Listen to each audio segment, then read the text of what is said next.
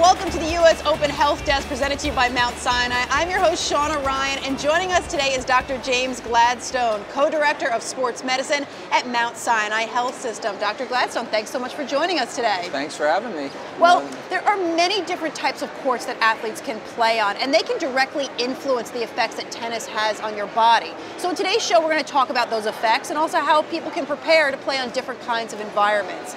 And I'd love to start by, can you just describe to us the different types of courts there are to play on? Sure. There are basically three different kinds of courts. There are hard courts, like we have here at the U.S. Open, which are either concrete or asphalt based and then painted over. There are grass courts, which are the ones we have at Wimbledon. And then there are clay courts, which are at the French Open, Roland Garros. Yeah. So hard courts are obviously the most common, so I'd love to start there and ask, what kind of effects can those courts have on you physically when you play on them? The different courts affect both the speed of the ball, the bounce of the ball, and the effect on the player. So clay courts typically are the slowest moving ones. The ball bounces higher, you have a little more time to set yourself up, plus you can slide on the clay, which makes it a little more comfortable going after balls. Hard courts are probably the toughest, the easiest to maintain physically, but the toughest in terms of playing them. You know, it's got a quicker bounce, it's got a harder surface, and physically it's more pounding on the player themselves. And you have the grass courts, which are nice to play on. It's probably the fastest and most applicable to players who like to serve and volley, but a little less predictable based on how the grass is cut, whether you get any divots in it. And we've all seen Wimbledon at the beginning of the tournament where it's all nice and pretty and green, and at the end of the tournament where certainly at the baseline it's all brown. Yeah. So obviously the hard courts can be a little bit more demanding physically on you. Is there any way that you can prepare, anything that you can do to minimize the effects that hard courts can have on the body? Well, serious players have different shoes for different courts, you know, based on the traction of the shoe, based on the cushion of the shoe. And then also, if you're going to be playing a lot on hard courts, you want to be physically conditioned for it, which means you have to work on your stretching, be flexible, and you have to work on your strength because there's a lot more vertical loading.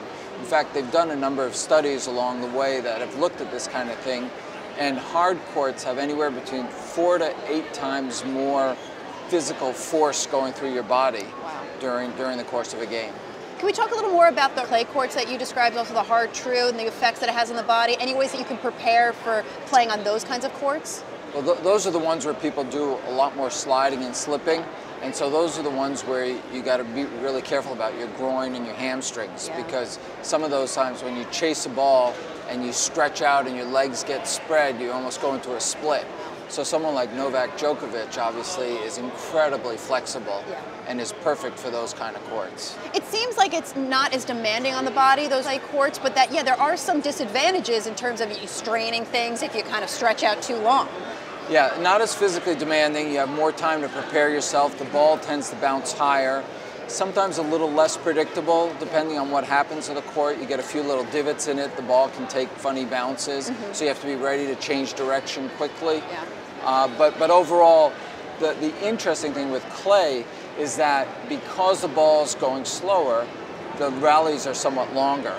And so issues with overuse injuries play up a lot more. Yeah, and a lot of cardio there too as well, if you're going for that long. A lot of cardio, oh yeah. So you got to be physically fit. Rallies can be up to 20, 30 strokes. Wow. Well, we said that the grass courts are the least common, but if you do get a chance to play on them, any ways that you would suggest that you prepare to play in that environment? So there, it's almost like a combination of the two. You got to be ready to be quick and agile, because sometimes with grass you don't quite know where the ball's going to bounce. It tends to bounce lower, skid more, so you got to be ready. There's a lot more bending. Work out your lower back to try to prepare yourself for that. Get your legs moving more quickly. A lot to learn here, Dr. Gladstone. Thank you very much for coming by, helping us understand all these courts, making sure we're prepared no matter what environment we're on. My pleasure. It's always fun. And thank you so much for stopping by. Don't forget to check out usopen.org throughout the entire tournament for more tips from our experts from Mount Sinai. Until next time, I'm your host, Shauna Ryan. We'll see you right here on the U.S. Open Health Desk, brought to you by Mount Sinai.